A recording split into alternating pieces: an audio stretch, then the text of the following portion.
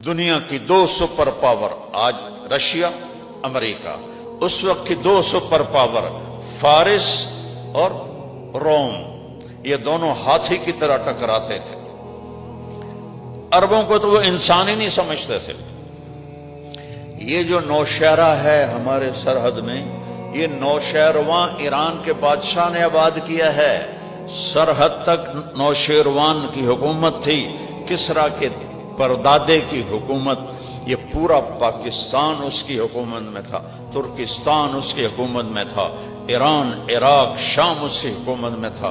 یہ دو super power تھی کہ اس وقت میرے نبی نے کہا قولوا لا الہ الا اللہ تفلحوا، لا الہ الا اللہ کہو اور کامیاب ہو جاؤ۔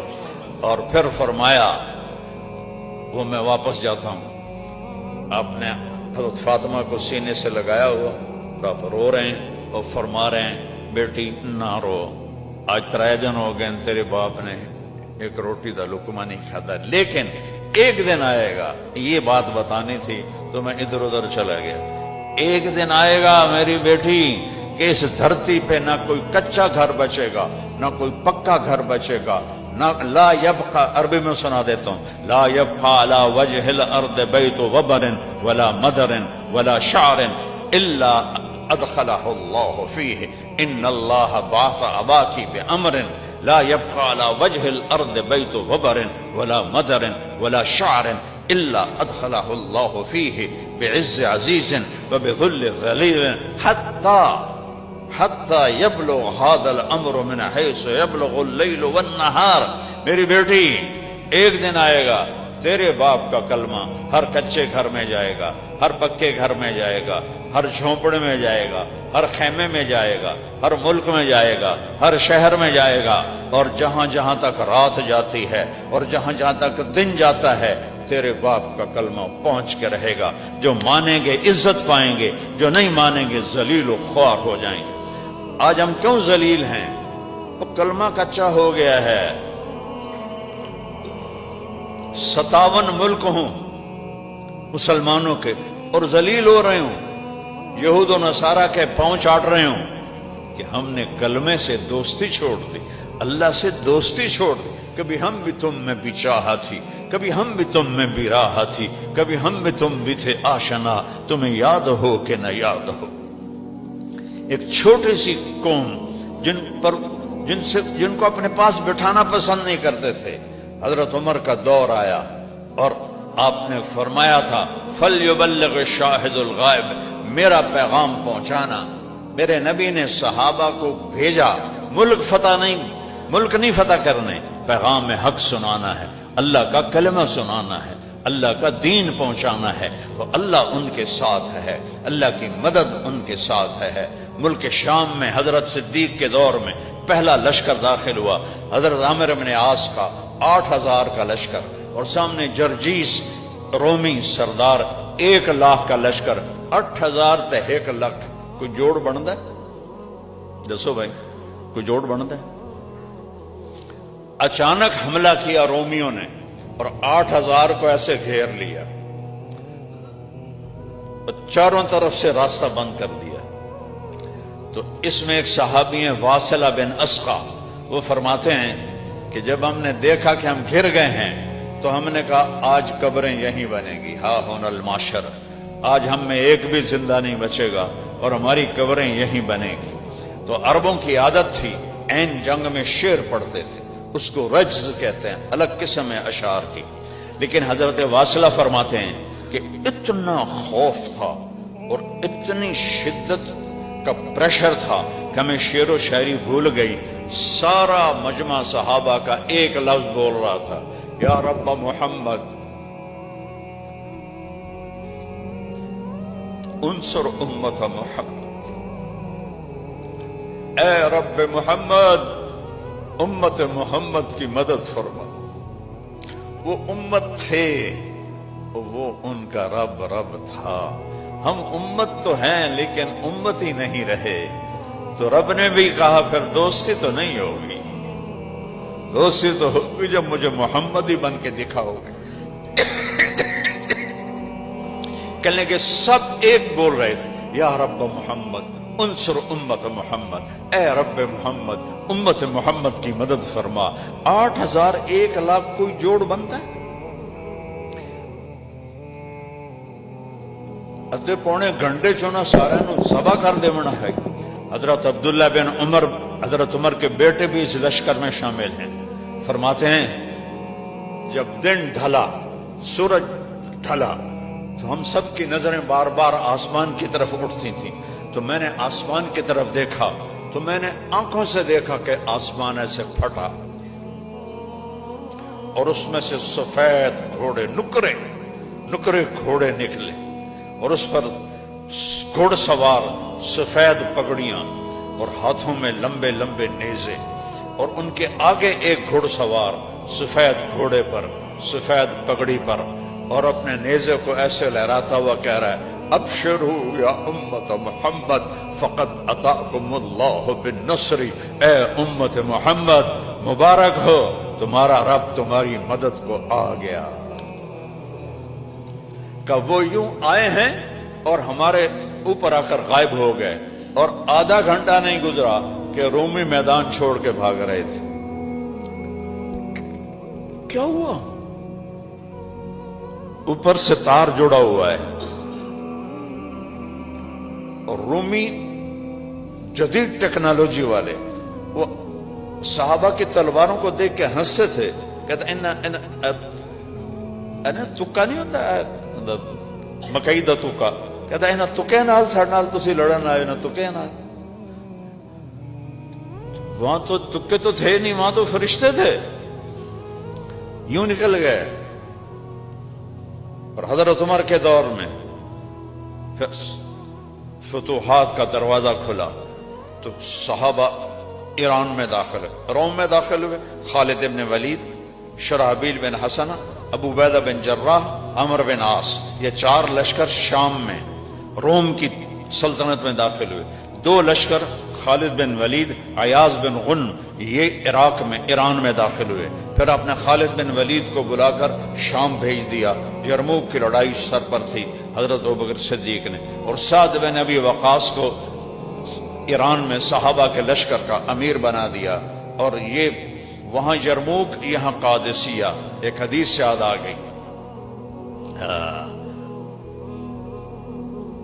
یوشک الامم ان تداعی علیکم کما تداعی الآکلۃ الی قصعتها، ایک وقت آئے گا قومیں تمہیں ایسے تقسیم کریں گی جیسے دسترخوان پہ کھانا تقسیم ہوتا ہے، اے ذرا بوٹی لے لو، اے روٹی لے لو، اے شورا لے لو، ایسے تقسیم کریں گی۔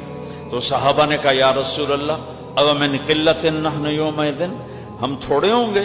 کہا نہیں، انتم یومئذ کثیر، تم بہت زیادہ ہوگے، 57 ملک، ولکنکم غثاء کا غثاء السیل، تم ایسے ہوگے جیسے پانی کے اوپر جھاگ ہوتی ہے، طوفانی پانی، ابھی آیا تھا نا سیلاب، یہاں راوی میں بھی، اوپر جھاگ چل رہی ہے اور تن کے لکڑیاں چل رہی، کا تم ایسے ہوگے، پانی کے بہاؤ کے سامنے تم بلبلوں کی طرح ہوں گے۔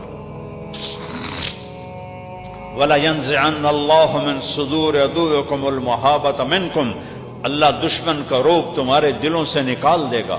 وَلَيَقْذِفَنَّ فِي قُلُوبِكُمُ الْوَهْنَ، تمہارے دلوں میں وہن ڈال دے گا۔ صحابہ نے پوچھا یا رسول اللہ وہن کیا ہے؟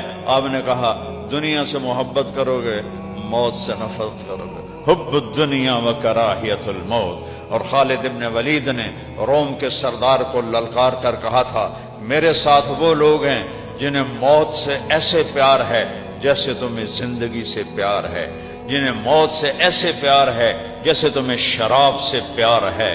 ان میں وہ طلحہ کہنے لگا یہ کیا بات ہے کہ ہم ہیں بھی زیادہ پھر بھی ہم مر رہے ہیں، شکست ہو رہی، اور وہ تھوڑے سے ہیں اور ہمیں دبا رہے ہیں۔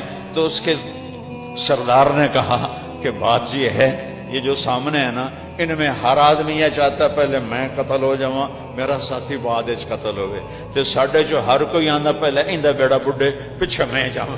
وہ ہر ایک مرنے کے لیے دوسرے سے پہلے تیار ہے، ہم میں سے ہر ایک دوسرے کو مروانے کے لیے تیار ہے، تو میں نے شکست کیسے دے سکتے ہیں، کیسے دے سکتے ہیں؟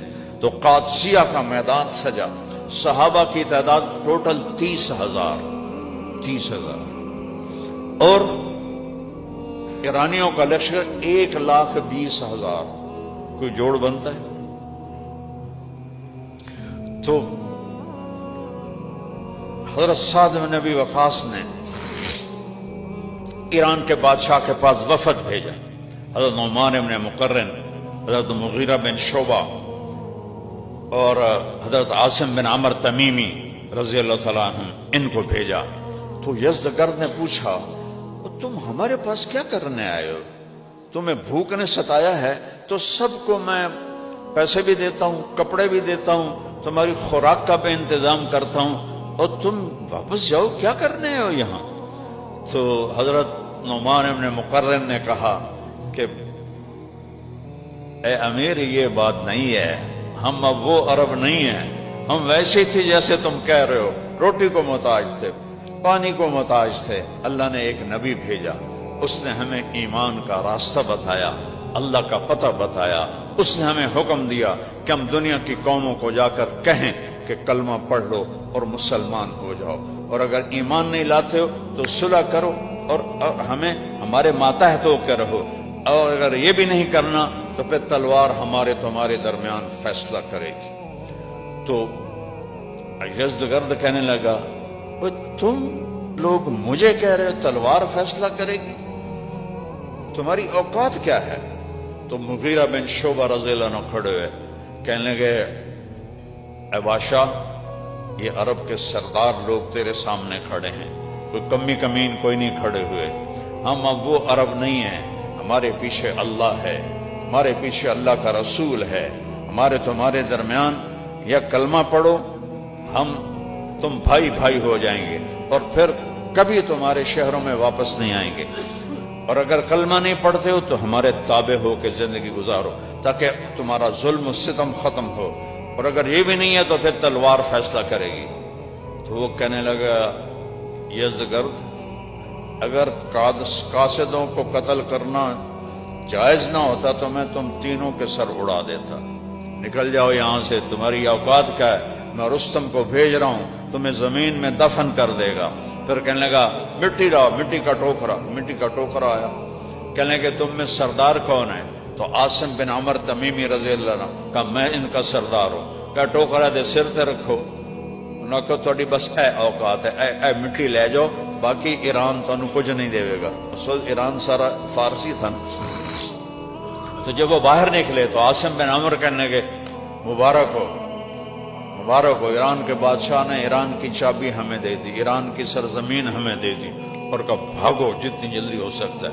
جو رستم تھا سپہ سالار، وہ نجومی بھی تھا، جب وہ دربار میں آیا تو یزدگرد نے بتایا کہ میں نے آج ان کے ساتھ یہ سلوک کیا ہے، کہنے لگا مٹی دے دی، کہاں میں انہوں نے سبق دیتا ہے، انہوں نے سر تے مٹی رکھائی ہے، مزدوراں طرح تگاری چوائی ہے۔ وہ کہنے لگا تو نے مٹی نہیں دی، تو نے ایران دے دیا۔ اس نے پیچھے 10 فوجی بگایا، بھاگو اور پکڑو ان کو اور ان سے مٹی واپس لو۔ لیکن انہوں نے بھی اس سے فال لے لی تھی کہ یہ اللہ نے ایران کی زمین ہمیں دے دی۔ انہوں نے اپنے عربی گھوڑوں کو، ایرانی گھوڑے کہاں پہنچ سکتے تھے، انہیں سر پٹ دوڑائے اور جا کر وہاں قادسیہ پہنچ گئے، ساتھ کے سامنے وہ ٹوکرا رکھا، لو جی امیر صاحب، ایران نے اپنی زمین ہمارے حوالے کر دی۔ تو رستم کو بھیجا یزدگرد نے 1,20,000 کا لشکر دیکھ کر، اور وہ چونکہ نجومی تھا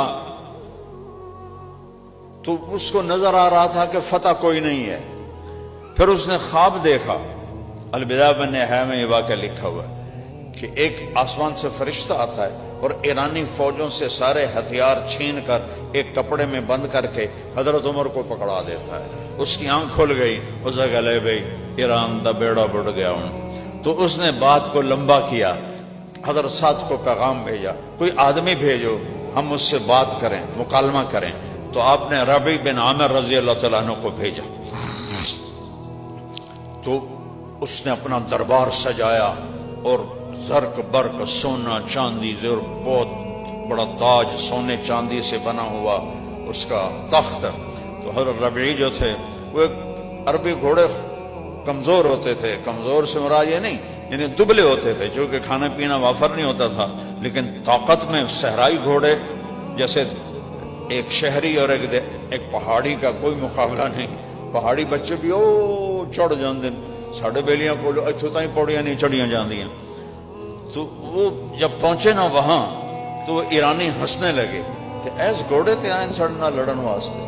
آگے ان کی تلوار بھی چھوٹی سی, ڈھال بھی چھوٹی سی. تو وہ کہنے لگے, پہنچے نا جب خیمے کے سامنے تو انہوں نے کہا یہ گھوڑے سے اتر جاؤ اور ہتھیار ڈال دو. کہا میں خود نہیں آیا ہوں, تم نے بلایا ہے, اسی طرح اندر جاؤں گا ورنہ واپس چلا جاؤں گا. انہوں نے رستم سے کہا, رستم نے کہا آنے دو. تو وہ اندر گئے گھوڑے سمیت اور ہاتھ میں نیزہ پکڑ لیا اور بڑے موٹے موٹے قالین وچ زور دی نیزہ ماریں اور اتنا بڑا سوراخ کر دیں, پھر نیزہ ماریں اور سوراخ کر دیں. اور رستم غور سے دیکھ رہا تھا. آگے گئے اور وہاں جو بڑے بڑے گدے پڑے تھے نا, ایک گدے کی رسی نکال کے نا اس سے اپنے گھوڑے کی لگام باندھ دی. رستم ویکھی جاندے کی بلا ہے, لکھاں فوجی بیٹھے ہیں, ادھر سے اثر ہی کوئی نہیں ہو رہا. اور آرام سے جا کر رستم کے ساتھ بیٹھ گئے. تو اس کے سپاہیوں نے پکڑ کر ان کو دھکا دے کے نیچے گرا دیا. تو کہنے لگے اچھا میں تو سمجھتا تھا کہ تم ایک اللہ کو ماننے والے ہو, پر تم نے تو انسانوں کو بھی خدا بنایا ہوا ہے. کوئی بات نہیں, میں زمین پہ بیٹھ جاتا ہوں. زمین پہ بیٹھ کے تو رستم سے بات چیت شروع ہوئی. کہنے لگے کیوں آئے ہو, بھوک سے تنگ ہو کر؟ کہ نہیں, ان اللہ ابتعثنا, ہم خود نہیں آئے, ہمیں اللہ نے بھیجا ہے. کس لیے؟ لنخرج العباد من عبادت العباد الى عبادت رب العباد, تاکہ لوگوں کو انسانوں کی خدائی سے نکال کر اللہ کی خدائی کے سامنے چکا دیں. من جور الادیان الى عدل الاسلام, ظلم و ستم سے نکال کر اسلام کے عدل میں داخل کر دیں. من ضیق الدنیا الى سعتها, اور دنیا کی تنگیوں سے نکال کر دنیا کی فراخیوں پر لے آئیں. اس کے ساتھ ہم آئے ہیں اور اللہ نے ہمیں وعدہ کیا ہے مدد کا. تو رستم کہنے لگا کیا مدد؟ کہا جو ہم میں زندہ رہے گا وہ تمہارے ملک کا مالک بنے گا, اور جو قتل ہو جائے گا وہ جنت میں جائے گا. اس کا وعدہ ہے ہمارے ساتھ. تھے ہمیں ایک تیرے مارکا آراؤں میں, خشکیوں میں کبھی لڑتے کبھی دریاؤں میں, دی اذانیں کبھی یورپ کے کلیساؤں میں, کبھی افریقہ کے تپتے ہوئے صحراؤں میں. شان آنکھوں میں نہ ججتی تھی جہاں داروں کی, کلمہ پڑھتے تھے ہم چھاؤں میں تلواروں کی. تجھ سے سرکش ہوا کوئی تو بگڑ جاتے تھے, تیغ کیا چیز ہم توپ سے لڑ جاتے تھے. نقش توحید کا ہر دل پہ بٹھایا ہم نے, زیر خنجر بھی یہ پیغام سنایا ہم نے. تو سارا دربار دیکھ کے ہنسے جا رہا ہے, اور رستم چونکہ نجومی بھی تھا اور سمجھدار بھی تھا, وہ اس کے ایکشن دیکھ رہا ہے, گفتگو کا انداز دیکھ رہا ہے. کوئی متاثر کوئی نہیں, یہ دیکھ رہا ہے. تو رستم کہنے لگا ہمیں کچھ مہلت دو, ہم پیچھے مشورہ کریں. ربی کہنے لگے ہمارے نبی نے ہمیں 3 دن سے زیادہ مہلت کی اجازت نہیں دی. 3 دن کی مہلت ہے, جو کرنا ہے کر لو, یا لڑائی یا صلح. اور یہ کہہ کر جب وہ گئے تو رستم نے اپنے سرداروں سے کہا وہ ویکھیا جے انہوں جڑا آیا ہے. کہنے لگے ہاں, گندے سے کپڑے, چھوٹی سی تلوار, کھوتے جیا ہوتا گھوڑا, بلا کوئی بندہ ہی. تو پاگلو, میں اس کے گھوڑے تلوار کی بات نہیں کر رہا, اس کا بول دیکھو کتنا طاقتور تھا, اس کے چہرے کے ایکسپریشن دیکھو, تم سے ذرا متاثر نہیں ہوا ہے. یہ تو ایک ہے, پیچھے 30,000 ہیں, کیسے لڑو گے ان سے؟ صلح کر لیں ان کے ساتھ. نہیں, ہم فاتح دنیا, ہم صلح کریں تو ہماری غیرت کے خلاف ہے. تو اگلے دن رستم نے کہا دوبارہ آدمی بھیجو. تو اس دن مغیرہ بن شعبہ رضی اللہ عنہ ہو گئے. تو انہوں نے پھر وہی بات دہرائی. کہا تمہاری کیا دعوت ہے؟ کہ ہماری دعوت ہے کہ اللہ ایک ہے, اس ایک کی بندگی کرو. رستم کہنے لگا یہ تو بڑی اچھی بات ہے. اور کیا ہے؟ اور یہ ہے کہ یہ پتھروں کی پوجا چھوڑ دو, کہ یہ بت ہیں کوئی نفع نقصان نہیں دیتے، کہیں لگا یہ بھی بڑی اچھی بات ہے. اور کوئی اور کہا کہ یہ جو آگ کی پوجا ہے، یہ آگ بھی تمہارے ہاتھوں سے جلتی ہے بجھتی ہے، ایک اللہ کے آگے سر جھکاؤ. رستم کہنے لگا یہ بھی بڑی اچھی بات ہے. کوئی اور کہا پھر اللہ کی بندگی کرو اور انسانوں میں عدل اور انصاف کرو، کہ یہ بھی بڑی اچھی بات ہے. کوئی اور کہ بس یہ ہماری دعوت ہے، قبول کر لو تو ہم تم بھائی ہیں. اس نے کہا اگر ہم قبول کر لیں تو پھر ہم کبھی لوٹ کے تمہارے ملک نہیں آئیں گے سوائے تجارت کے اور سوائے تمہیں دین سکھانے کے. ہمیں تمہارا ملک نہیں چاہیے، تم کلمہ پڑھ لو، ہم تم بھائی بھائی ہیں. تو رستم نے کہا ٹھیک ہے، واپس گئے. پھر انہیں بلایا اپنے سرداروں کو، بلاواں ہی نے نہ لڑو یا انہوں نے کلمہ پڑھ لو یا صلح کر لو، کہ ہم نے دنیا فتح کی، روم کو نہ پہنچانے چبوا دیے، ہم ان بدوؤں سے ڈر جائیں؟ تمہارا اپنا دماغ خراب ہے، ہم کل ان کو زمین میں دفن کر دیں. ہائے ہائے. حضرت سعد بن ابی وقاص ان دنوں بیمار تھے، ان کو شٹیکا کا درد تھا، وہ لڑ نہیں سکتے تھے. تو ایک قلعے کی چھت پہ بیٹھے ہوئے تھے. خالد بن عرفہ رضی اللہ عنہ کو انہوں نے لشکر کا امیر بنایا، اور رائٹ سائڈ کی جو لگام ہے وہ جریر بن عبداللہ رضی اللہ عنہ کو البجلی، اور لیفٹ سائڈ پہ انہوں نے قیس بن مکشوح رضی اللہ تعالیٰ عنہ کو مقرر کیا. ان 3 حصوں میں لشکر تقسیم کیا، اور وہ ہاتھی لے کر آئے. صحابہ کے گھوڑے ہاتھی دیکھے ہوئے نہیں تھے تو گھوڑے بدکنے لگے، اور اس دن لڑائی جو ہے نا وہ پانسا ایرانیوں کا بھاری رہا. تو اگلے دن حضرت قعقاع بن عمر تمیمی رضی اللہ تعالیٰ عنہ نے کیا کیا، انہوں نے اونٹوں کو کالی چادریں پہنا دی. اونٹوں پر ایسے کھڑے کر کے نا بانس، ان کو کالی چادریں پہنا دی. اب اونٹ کا قد تو ہاتھی سے بڑا ہوتا ہے، ویسے چھوٹا ہوتا ہے، اور ان اونٹوں کو آگے جو ہانکا تو ہاتھیوں نے جو ویکھا کالی باداموں کوئی آ رہی ہیں، وہ پیچھے ہٹنا شروع ہو گئے. تو قعقاع بن عمر نے فرمایا ہاتھیوں کی آنکھوں میں تیر مارو. تو صحابہ عرب جیسا تیر انداز کوئی نہیں تھا، تو انہوں نے تاک ان کی آنکھوں میں تیر مارے. جب ان کی آنکھوں میں تیر لگے انہوں نے پلٹ کے پیچھے بھاگنا شروع کر دیا. تو اس دن پانسا پلٹ کے مسلمانوں کے حق میں چلا گیا. یہ دوسرا دن تھا. جنگ کا تیسرا دن آیا. 30,000 اور 1,20,000 ہے کوئی جوڑ. تو اس دن ایرانیوں کا پلہ بھاری ہو گیا. ایک صحابی ہیں ابو محجن ثقفی رضی اللہ تعالیٰ عنہ، یہ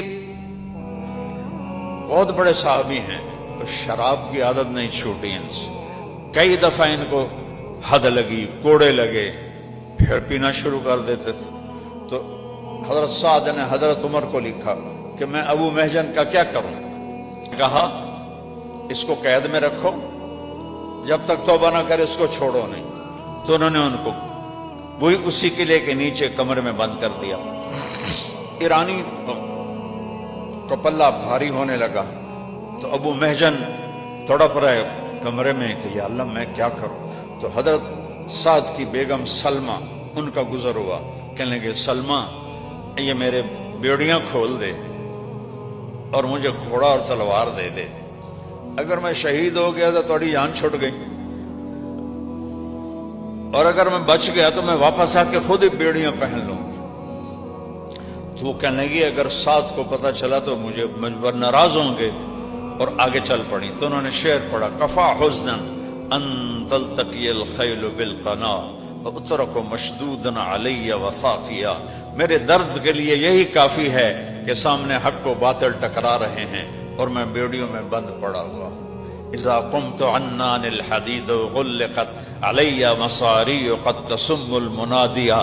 جب میں اٹھنے کی کوشش کرتا ہوں تو میرے لوہے کی بیڑیاں مجھے زمین پہ پھینک دیتی ہیں، اور میرے اور ان کے درمیان دیوار حائل ہے کمرے کی جو میری پکار کو باہر جانے ہی نہیں دیتی. جب یہ شعر حضرت سلمہ نے سنے تو ان کو رحم آ گیا. وہ واپس آئیں، انہوں نے دروازہ کھولا، اس کی بیڑیاں کھولی اور حضرت سعد کا گھوڑا دے دیا، اپنے خامند کا تلوار دے دی. انہوں نے کپڑے سے نہ اپنا منہ چھپا لیا، اور مسلمان یوں ہو رہے تھے اور ایرانی یہاں آ گئے تھے. اور یہ شخص اللہ سے کیا لو تھی. دیکھو وہ انسان ہی نہیں جس سے خطا نہ ہو. خطا سے پاک صرف نبی ہوتا ہے اور کوئی نہیں ہوتا. شراب کے عادی ہیں اور نکلے ہیں تکبیر پڑھتے ہوئے، اور ایک طرف سے جو اس اللہ کے بندے نے حملہ کیا ہے کلی ذات، اس نے ایرانیوں کی صف میں کھلبلی مچ گئی اور سارے ایرانی پریشان ہے کہ بلا آ گئی. جیسے بجلی چمکتی ہے ایسے وہ چمک رہے تھے، ادھر ادھر ادھر ادھر. اور صحابہ چونکہ چہرہ چھپا ہوا تھا تو کہہ رہے اے بندہ تھا لگتا نہیں کوئی فرشتہ اللہ نے انسانی شکل میں اتار دیا ہے. کبھی رائٹ پہ حملہ کرتے، پھر لیفٹ پہ حملہ کرتے، پھر وہاں سے رائٹ پر آتے، پھر وہاں سے لیفٹ پر جاتے. ایک بند جب اللہ ساتھ ہو نا تو وہ ایک نہیں ہوتا، وہ نال دعا اللہ ہوتا ہے. کلا ابو محجن ہوتا تھا کسے ایرانی ہوتا سر لا دے بنائے پچھو اللہ کھلوتو یا کانڈ دے.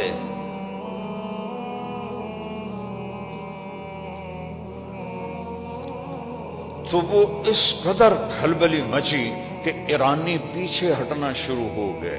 ایک بندے نے ایران کے لشکر کے زور کو توڑ دیا، اور جو ہی ان کا زور ٹوٹا اور وہ پیچھے ہٹے تو انہوں نے اچھا حضرت سعد بن ابی وقاص اوپر بیٹھے ہوئے دیکھ رہے ہیں. کہنے لگے اے کون ہے بندہ کیونکہ چہرہ چھپا ہوا ہے. غور کر کے کہنے لگے اے گھوڑا تو میرا لگتا ہے پر وہ تو استبلش کھلوتا ہے، اور حملے دا انداز ابو محجن دا ہے، وہ جیلج پہ آئے تھے، یہ کون ہے؟ تو پریشان ہو کر دیکھ رہے ہیں کہ الجولت جولت فرس، گھوڑے کی جو چھلانگ ہے وہ میرے گھوڑے جیسی ہے. وہ سولت سولت ابی محجن، اور حملے کا انداز ابو محجن کا ہے، وہ قید میں ہے، گھوڑا میرا استبل میں ہے. یہ کیا بلا ہے جس نے پورے ایران کے لشکر 1,20,000 نو ایک بندہ گھما دے گئے. یہ اللہ کے بغیر ہو سکتا ہے؟ کوئی توپ تو نہیں تھی، کوئی ایٹم بم تو نہیں تھا، پیچھے اللہ تھا. اللہ ان ینصرکم اللہ فلا غالب لکم، اور میں تمہاری مدد کروں تو کوئی غالب نہیں آ سکتا. آج اللہ کو ہم نے ناراض کر دیا. اللہ تو کہتا میں حاضر ہوں، پیچھے اللہ ہے. تو جب وہ ایرانی لشکر پیچھے ہٹا تو یہ واپس آئے اور بیڑیاں باندھ کے بیٹھ گئے. شام کو حضرت سعد کے خیمے میں سارے جو امیر لشکر خالد بن عرفہ، قیس بن مکشو اور جریر بن عبداللہ اور بڑے نعمان بن مقرن، یہ بڑے بڑے جو تھے، مغیرہ بن شعبہ، یہ سارے اکٹھے ہوئے. کہنے لگے یار پتہ نہیں وہ کون تھا جو آیا، چہرہ تو نظر آیا نہیں لیکن اس نے پوری جنگ کا پانسا پلٹ دیا. اب کسی کو سمجھ میں نہیں آیا. سارے پھر یہی کہنے لگے لگتا اللہ نے کسی کے ذریعے ہماری مدد کی، اور یہ کہہ کر اٹھ گئے. تو پھر حضرت سلمہ خیمے میں داخل ہوئی اور حضرت سعد سے پوچھنے لگی آج جنگ کا کیا حال رہا. تو کہنے لگے آج تو اللہ نے کسی فرشتے کے ذریعے ہماری مدد کی. پھر تھوڑی دیر بعد کہنے لگے ویسے ایک بات کہوں سلمہ، اگر میرا گھوڑا استبل میں نہ ہوتا تو مجھے لگتا تھا گھوڑا میرا ہے، اور ابو محجن قید میں نہ ہوتا تو مجھے لگتا تھا حملے کا انداز ابو محجن کا ہے، لیکن پتہ نہیں کون تھا. تو حضرت سلمہ کہنے لگی حاضر، اگر آپ مجھے معاف کریں تو میں ایک بات کہوں. کہنے ہاں ہاں کہو. کہا وہ گھوڑا آپ کا تھا اور وہ ابو محجن تھا، کبھی ہم بھی تم میں بچا تھے. کہنے لگا وہ کیسے؟ کہ میں گزری تو اس نے مجھے کہا مجھے چھوڑ دو. میں نے چھوڑا نہیں، اس نے شعر پڑھے، میرا دل نرم ہو گیا، میں نے چھوڑ دیا. یہ سارا کمال ابو محجن کا ہے. فرمایا ابھی بلاؤ ابھی بلاؤ. ابو محجن کو بیڑیاں کھول کے بلایا گیا.